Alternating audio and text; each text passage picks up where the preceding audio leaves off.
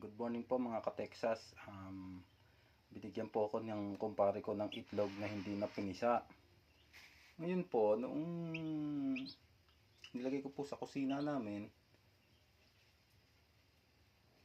narinig ko meron pong nag-shop.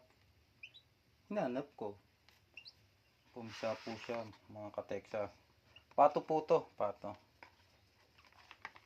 Dati po hindi ako naniniwala doon sa sa may nag-post na sa Facebook na yun daw bumili daw sila ng balot na hilaw tapos napisa.